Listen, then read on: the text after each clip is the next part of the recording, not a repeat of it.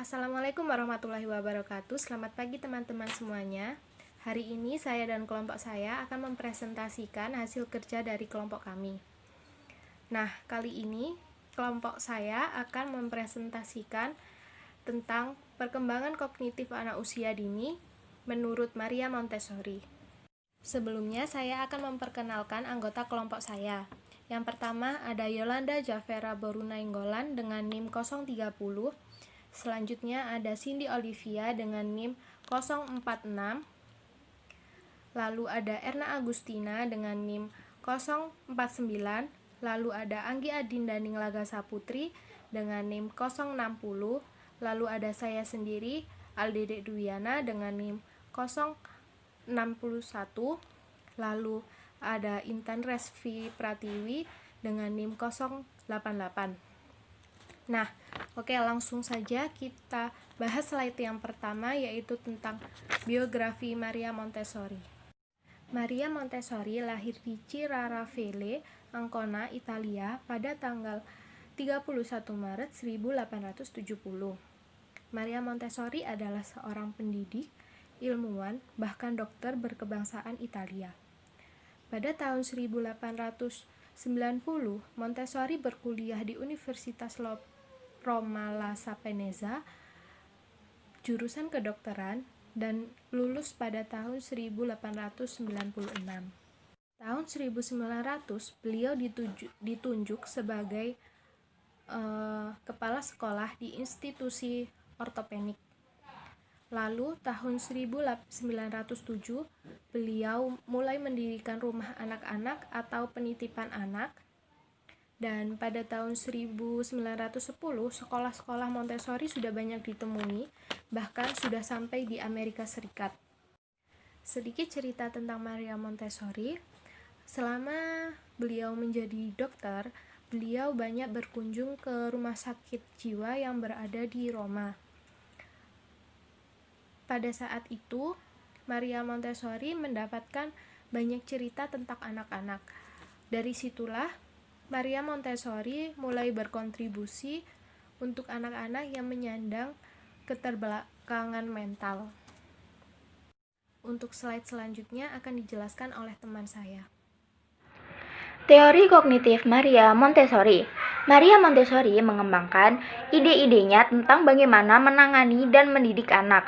Menurut pengamatannya, ada banyak tahap-tahap yang berbeda dalam perkembangan mereka. Juga dapat dilihat dari latar belakang budaya yang berbeda. Ia mengidentifikasikan apa yang ia lihat bahwa semua anak memiliki karakteristik yang universal dari masa kecil, tidak memandang bagaimana anak itu lahir dan di mana mereka dibesarkan. Selanjutnya, saya akan menjelaskan tentang beberapa metode dasar Maria Montessori. Yang pertama, the absorbed mind atau pikiran yang menyerap. Salah satu naluri kreatif yang dimiliki anak adalah kemampuan untuk menyerap, baik secara sadar maupun tidak sadar. Pada saat anak usia 0-3 tahun, anak menyerap secara tidak sadar. Ketika anak berusia 3-6 tahun, anak akan menyerap secara sadar. Pada saat usia 0-3 tahun, anak menyerap secara tidak sadar segala hal yang ia terima, yang ia lihat, dan yang ia ketahui. Semisal bahasa. Anak menyerap bahasa secara tidak sadar karena mereka memiliki kemampuan berbahasa dari bahasa sehari-hari, yaitu bahasa ibu. Maka mereka menyerap kemampuan berbahasa tersebut secara tidak sadar. Selanjutnya, pada usia 3-6 tahun, anak menyerap kemampuan secara sadar. Semisal, anak mengetahui mana yang ia tidak suka dan mana yang ia suka. Ketika ia suka es krim, maka dia akan bilang suka. Jika dia tidak suka makanan pedas, maka mereka akan mengucapkan mereka tidak suka makanan pedas. Jadi mereka menyerap apa yang ia terima secara sadar dan mereka bisa berkata dan berargumentasi tentang apa yang ia terima tersebut. Selanjutnya poin kedua yaitu the sensitive period atau masa peka. Pada masa ini, anak memperlihatkan kecenderungan dalam memperoleh pengetahuan dan kemampuan baru mereka dengan cara merasakan. Oleh sebab itu, anak membutuhkan kemampuan untuk mempelajari dan mengeksplorasi segala sesuatu yang ada di lingkungannya.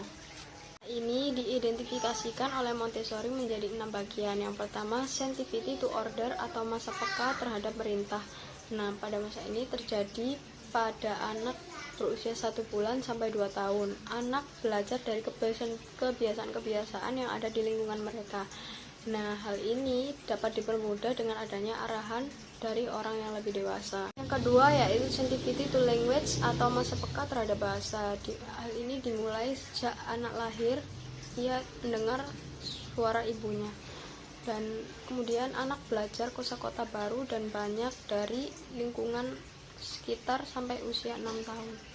Kemudian yang ketiga yaitu sensitivity to walking atau masa sensitif untuk berjalan. Dimulai pada usia 12 sampai 15 bulan. Anak belajar mengasah kemampuan untuk berjalan dengan naik turun tangga atau menggunakan media yang lainnya. Hal ini akan lebih mudah jika orang tua memberikan stimulus kepada anak seperti mengajak anak-anak berjalan dan lain-lain. Selanjutnya poin yang kelima yaitu sensitivity to small object atau masa peka terhadap benda-benda kecil. Pada masa ini anak sudah bisa berjalan kemudian dilepas di lingkungan sekitar. Anak akan menemukan benda-benda kecil seperti batu kerikil, tanaman, dan juga serangga. Mereka akan penasaran apa benda-benda kecil itu, kemudian mereka pegang dan mungkin mereka akan memasukkan ke mulut mereka. Selanjutnya poin keempat yaitu sensitivity to the social aspect of life atau masa peka terhadap aspek sosial kehidupan, dimulai pada usia 2 sampai 3,5 tahun. Pada masa ini, anak membutuhkan pengakuan dari lingkungan sekitar mereka, seperti diakui adanya keberadaan mereka. Kemudian anak mulai bergaul dengan teman sebayanya, berteman, kemudian bermain bersama. Pada masa ini, nilai dan norma yang ada di masyarakat sangat berpengaruh pada pertumbuhan mereka. Selanjutnya, poin yang keenam yaitu sensitivity to learning through the sense atau masa peka anak belajar melalui merasakan. Nah, pada masa ini anak mengembangkan kemampuan indrawinya sejak mereka bayi. Oleh sebab itu, pada masa anak usia dini, mereka melakukan pembelajaran dengan merangsang seluruh kemampuan indrawinya dan hal ini dianggap sangat penting. Kemudian, banyaknya larangan dan seringnya anak mendengar kata tidak dari orang tua atau lingkungan mereka akan menghambat pembelajaran bagi anak-anak. Baik, terima kasih untuk Erna. Saya akan melanjutkan pembahasan yang berikutnya. Yang ketiga, children want to learn atau anak-anak ingin belajar. Di sini kita bisa melihat bahwa sangat penting diketahui anak-anak belajar mulai dari awal kehidupannya atau masa bayi. Menurut Montessori, anak-anak belajar melalui bermain. Mereka akan mencoba segala hal yang ada di lingkungannya. Sebagai contoh, mereka akan tahu bahwa air itu basah, batu itu keras, dan sebagainya dari lingkungan sekitarnya. Selanjutnya, yang keempat, learn through play atau belajar melalui bermain. Pada hal ini, anak-anak bermain merupakan hal yang sangat menyenangkan. Dengan sukarela, bertujuan, dan pilihan aktivitas secara spontan. Seringkali hal ini menumbuhkan kekreatifan, melibatkan pemecahan masalah, belajar kemampuan sosial baru, bahasa baru, dan melatih kemampuan fisik.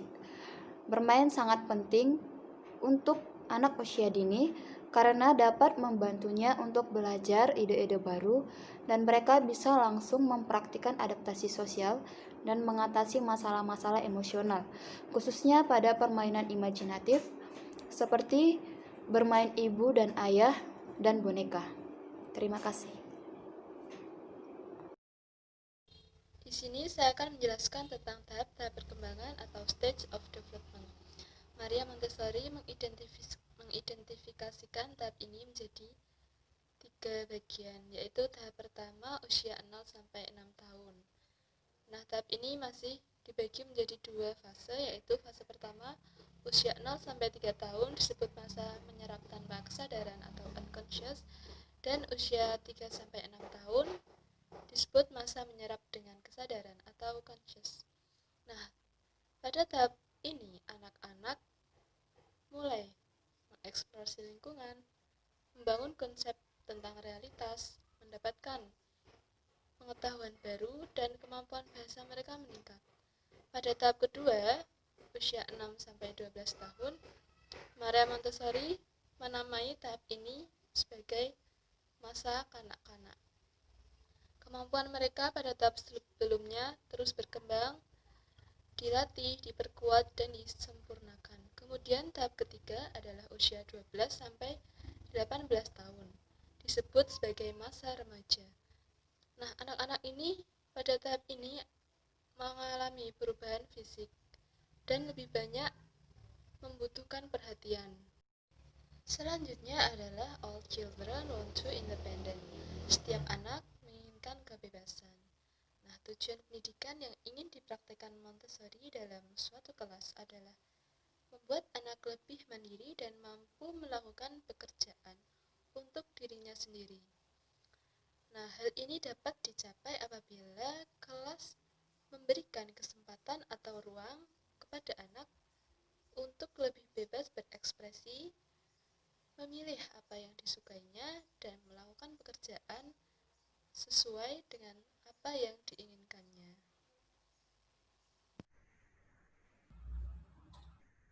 Implementasi pada PAUD. Nah, pendekatan metode Montessori merupakan pendekatan yang berpusat pada anak atau student-centered approach, di mana dalam pembelajaran anak menjadi fokus utama dalam pembelajaran. Dan tugas utama guru hanya mengamati saat anak memilih dan mengerjakan Montessori aparatus. Nah, Montessori aparatus sendiri yakni menjelaskan tentang benda-benda yang konkret. Dan Montessori sendiri menjunjung tinggi hobi atau minat dan bakat anak. Jadi guru itu hanya mengamati dan membantu mengembangkan yang dipilih oleh anak. Montessori lebih memfokuskan hal itu. Yang selanjutnya yakni penerapan teori Montessori pada PAUD diantaranya adalah yang pertama, kurikulum didesain sesuai dengan tingkat perkembangan anak. Yang kedua yakni materi dan metode pembelajaran yang disusun disesuaikan dengan tingkat perkembangan anak. Hal ini memberikan tugas harus disesuaikan dengan perkembangan anak. Jadi misal anak lagi berkembang membaca, tugasnya itu harus seputar-seputar membaca, dan membacanya itu harus yang simpel-simpel dulu seperti apel, A, P, E, L. Jangan yang terlalu banyak kata hingga memberatkan anak. Yang ketiga yakni Montessori menganjurkan perlunya adanya area yang berbeda mewakili lingkungan yang disediakan, yaitu yang pertama practical life, memberikan pengembangan dari tugas organisasional dan urutan melalui perawatan diri sendiri, lingkungan, melatih rasa syukur, dan saling menghormati. Yang kedua yakni the sensorial area.